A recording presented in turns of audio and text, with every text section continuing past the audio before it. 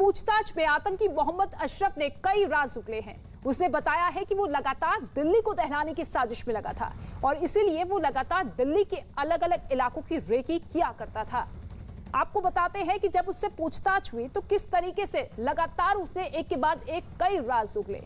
पूछताछ में उसने बताया कि साल 2011 में उसने दिल्ली हाईकोर्ट के बाहर धमाके के लिए रेकी की थी।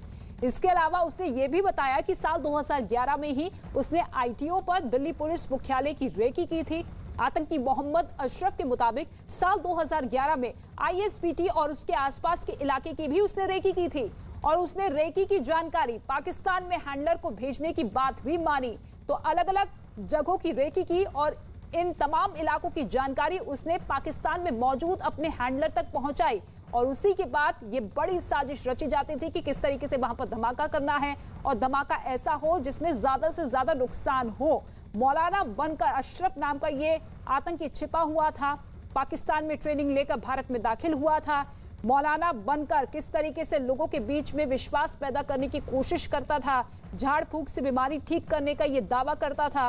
15 साल जो कि लगातार राजधानी दिल्ली में रहा, यहाँ का नमक खाया, लेकिन पाकिस्तान में हर एक जानकारी पहुंचाता था और अपने कुछ साथियों को भी उसने अपने आसपास रखा था, उसे भी जानकारी देने की पूरी कोशिश करता था।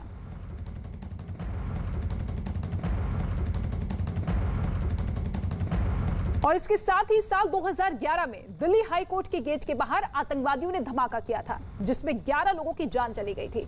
यही नहीं, इस धमाके में 60 से ज्यादा लोग घायल हो गए थे और इस धमाके से पहले गिरफ्तार पाकिस्तानी आतंकी मोहम्मद अशरफ ने दिल्ली हाई कोर्ट की रेकी की थी और इसके बाद 2 पाकिस्तानी आतंकवादियों ने इस धमाके को अंजाम दिया था और इस बात को भी कबूला कि किस तरीके से उसने रेकी के बाद ही हाई कोर्ट के बाहर धमाका किया था जिसमें 11 लोगों की मौत हुई थी।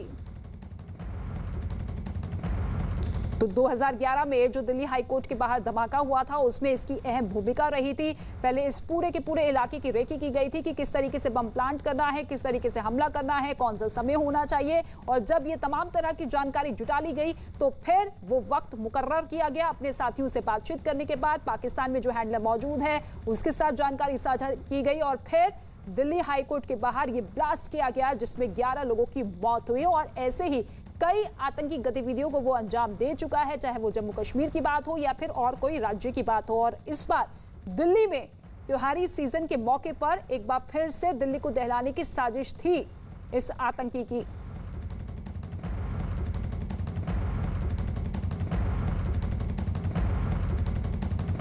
और पूछताछ में आतंकी मोहम्मद अशरफ लगातार नए नए राज उगल रहा है। न्यूज 18 के दीपक बिष्ट की खबर यह है कि आतंकी मोहम्मद अशरफ ने पुलिस को बताया है कि जब वो जम्मू कश्मीर में रहा करता था तो वो लगातार सेना और उनकी गाड़ियों पर नजर रखता था।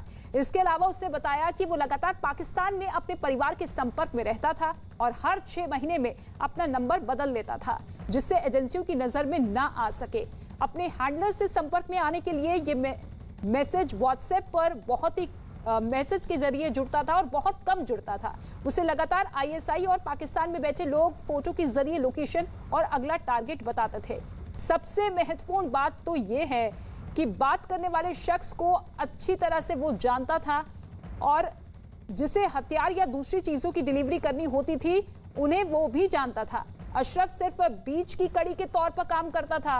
पुलिस अब ये जांच कर रही है कि क्या ये जो हथियार इसकी निशानदेही पर बरामद किए गए हैं वो इसे किसी को देने थे या फिर इसे खुद इस्तेमाल करना चाहता था यह आतंकी।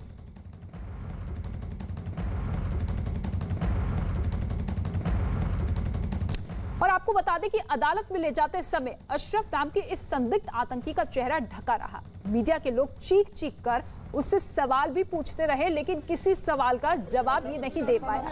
ये तस्वीर आप देखिए।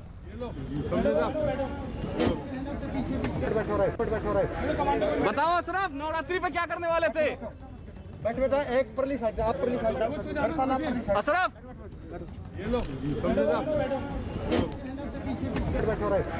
बताओ अशरफ, नवरात्रि पे क्या करने वाले थे?